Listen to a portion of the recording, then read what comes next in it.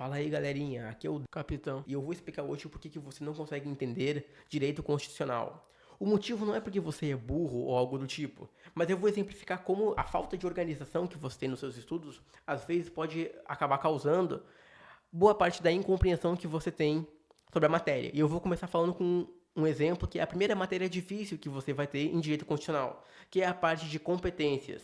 Temos, quanto ao assunto competências, o artigo 22, que diz que compete privativamente à União legislar sobre, e o artigo 24, que diz que compete à União, aos Estados e ao Distrito Federal legislar concorrentemente sobre. Parece confuso, mas você só precisa organizar as ideias. Organização é a chave. Perceba que o artigo 22 é uma competência privativa da União, enquanto que o artigo 24 é uma competência concorrente. E perceba que ela é concorrente para a União, aos Estados e o Distrito Federal. Não é concorrente para o município. Então já temos duas dicotomias aqui, privativa e concorrente.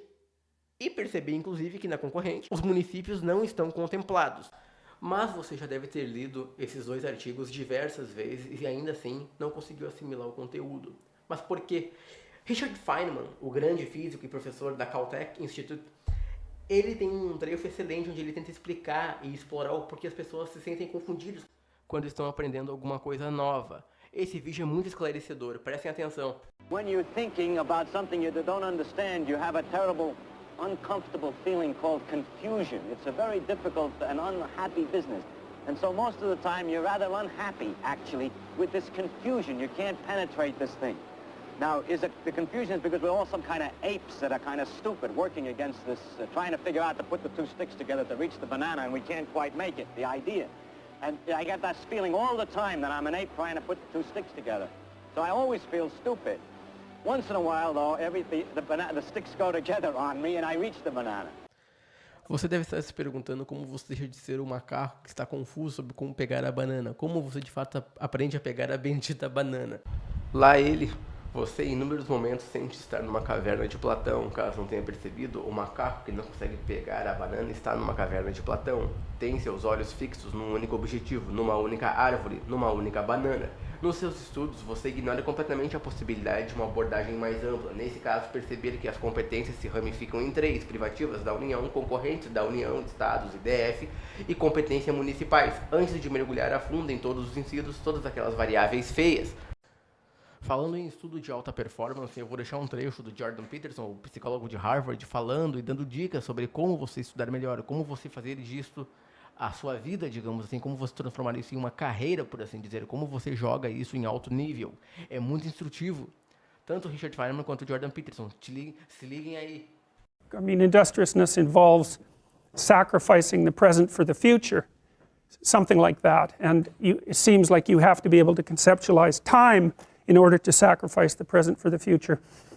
One of the things that I would recommend that you do as students in this course, and maybe in every course, speaking of industriousness, is come up with a plan of attack for the course and use a scheduler. You know, if you treat your university career like a full-time job, you're much more likely to succeed. And if you keep up on the readings and you keep up on the essays and all of that, then you're much less likely as well to fall into despair when you get too far behind.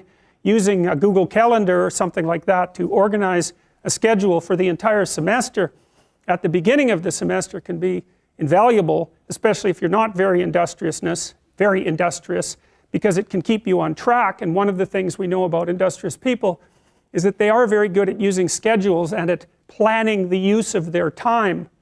And so I would like to say that you should all be smarter, but I don't know how you could be smarter.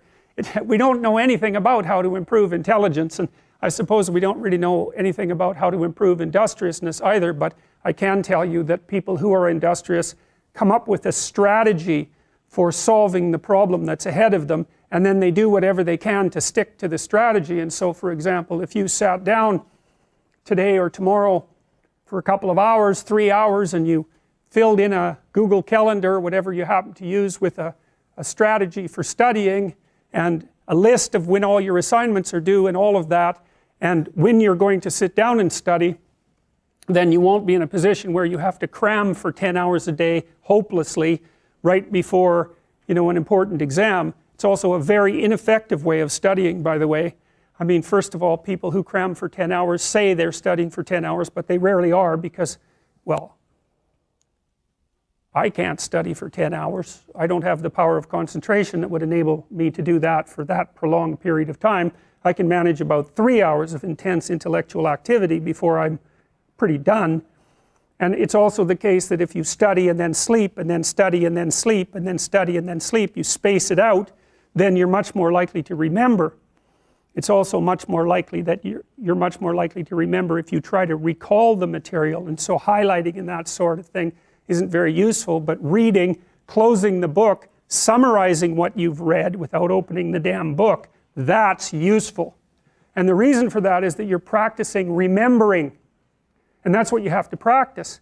If you're practicing memorization, you have to practice remembering. You don't just go over the thing over and over. That'll help you with recognition memory, but it won't help you with recall memory.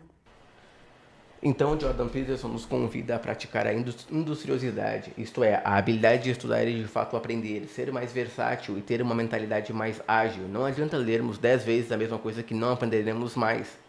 É inútil, é preciso de um propósito, um objetivo e uma estratégia que nos faça alcançar tal resultado. Eu espero que vocês tenham gostado do vídeo, deixe seu like, inscreva-se no canal e um abraço!